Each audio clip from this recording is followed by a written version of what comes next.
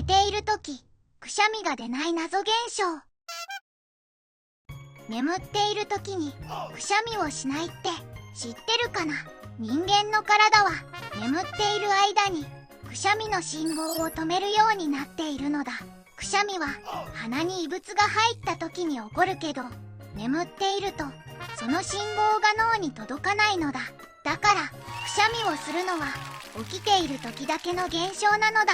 これで眠っている間もぐっすり休めるのだ。生き物の体はよくできているのだ。最後まで見てくれてありがとうなのだ。チャンネル登録、高評価ボタンをぜひよろしくなのだ。